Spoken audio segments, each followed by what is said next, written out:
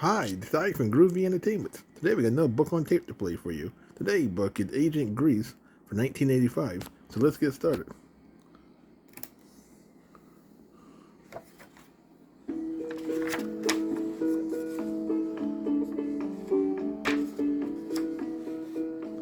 Ancient Greece. The culture of the modern Western world can be traced back to the civilization of ancient Greece. There, more than 2,000 years ago, people studied science and mathematics. The ancient Greeks also produced great sculpture, architecture, pottery, and crafts. The poetry and drama of ancient Greece are still read and performed and studied today. The great athletic contests called the Olympic Games began in ancient Greece, and so did the most important contribution of all, the concept of democracy. Ancient Greece was a rocky, hilly peninsula with a rough and rugged coastline marked by many natural harbors and inlets. The nearby islands, such as Crete, Corfu, Rhodes, and Samos, were also part of ancient Greece. Most of the population lived on the peninsula. The ancient Greeks also had colonies across the Ionian Sea in what is now Italy, and across the Aegean Sea in what is present-day Turkey. The earliest civilization in ancient Greece began on the island of Crete in the Mediterranean. It was called the Minoan civilization, and it dates back approximately 5,000 years to a period of time known as the Bronze Age. Bronze is a metal composed of copper and tin. When the people on Crete learned to make weapons and armor of bronze, it gave them a significant advantage over other tribes. The other tribes were still using stone to make tools of war. For about 2,000 years, the Minoan civilization flourished. During the reign of King Minos, the magnificent palace of Knossos was built. Knossos was the capital of Crete. The palace and the other elaborate buildings of Knossos were the basis of a famous Greek legend. It told about a huge labyrinth and the Minotaur that lived in it. The labyrinth was a winding maze of underground passageways from which no one ever escaped.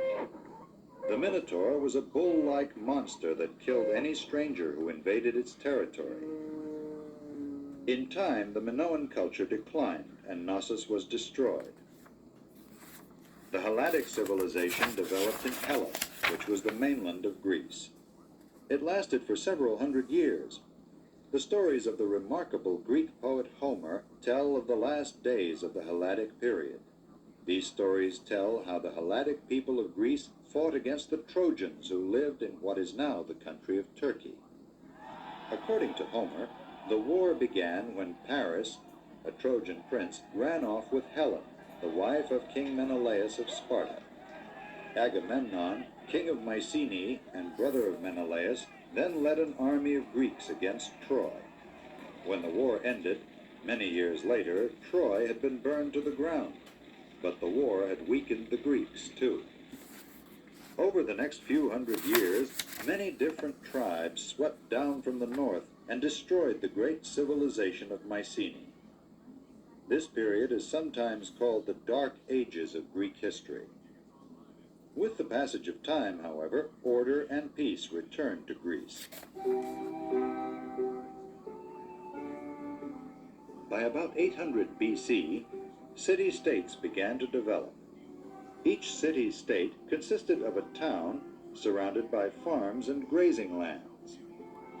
At first, each town was just a fortress with a wall around it. When enemies approached, all the people took refuge inside the wall. Eventually, a second wall was built around the entire settlement. City-states were of different sizes. The largest of all was Attica, also called Athens. It took more than a day for a traveler on foot to cross Athens. But some city-states were no more than tiny villages surrounded by a few miles of farmland. Nevertheless, large or small, each city-state was independent of the others. Democracy was born in the Greek city-states although ancient Greek democracy was not the same as modern democracy. All the adult male citizens of a city-state, such as Athens, shared in the government. Women were not permitted to vote, and slaves and foreigners were not regarded as citizens. Citizens served as judges, council members, or government officials. Every job lasted 1 year. When two citizens had a legal quarrel, it might be heard by as many as 500 judges. These judges would vote on the decision, with the majority ruling. Nobody was paid for government service. It was considered the duty of every citizen to help to run the state. One city-state, Sparta, was somewhat different from the others. Sparta was run along military lines, and Spartan citizens were full-time soldiers. They began training for military life when they were just 7 years old. Reading and other forms of culture were not important parts of Spartan education as they were in the other Greek city-states. The farming, crafts, and industry of Sparta were in the hands of slaves called helots and hired freemen. Crafts and industry were the work of the periosi, who were free men without votes. They lived in the villages under the protection of the Spartans. The long period of peace ended in the 5th century BC. Persia, under King Darius, ruled all of Asia Minor, including many Greek colonies. Not satisfied with this, King Darius declared war on Greece. A number of Greek city-states, led by Athens, fought against the Persian forces. Although greatly outnumbered, the Greeks defeated the Persians. The key to this victory was the superior Greek navy. After the Persian Wars, Athens, with its powerful naval force, dominated the Greek city-states. It formed a league of city-states. Each league member paid for the protection of the Athenian military forces. This period of history is known as the Golden Age of Athens, noted for its peace and culture.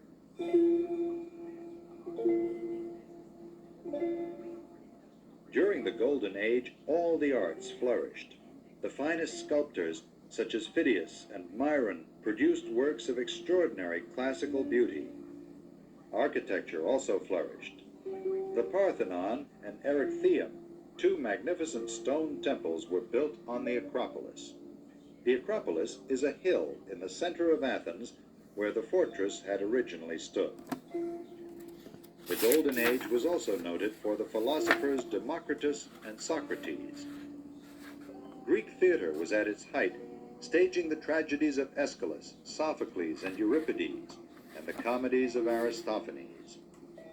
Painting and music were equally well represented during the Golden Age, but almost none of it has survived the passage of time. The peace and stability that fostered this magnificent culture also created prosperity for the Greeks. Though most of the farms were small and on poor soil, the farmers produced abundant crops of grapes, olives, grain, fruits, and vegetables. They also raised sheep, which supplied wool for much of their clothing.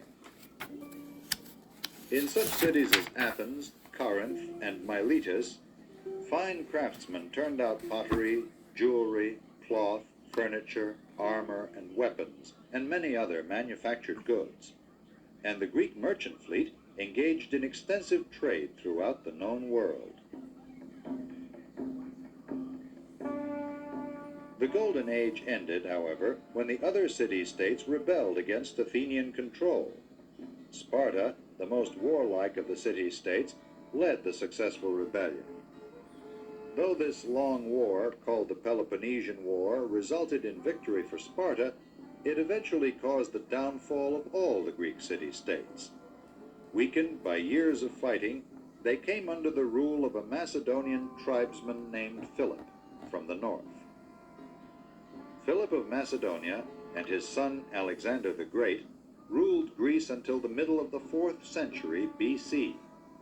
In that time, Greek culture spread through much of Europe, Asia, and Africa.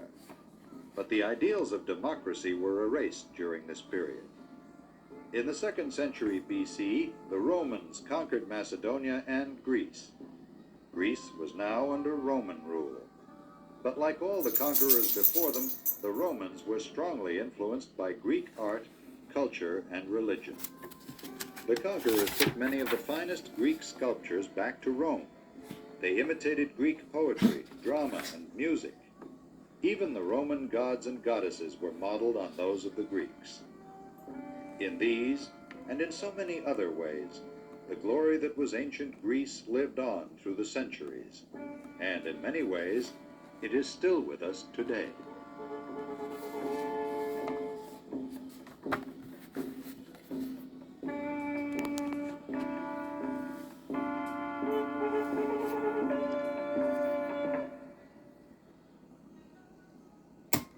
So that was Aging Greece for 1985. So if you like, subscribe, share, and comment, and have a groovy day. We'll have another video coming out real soon.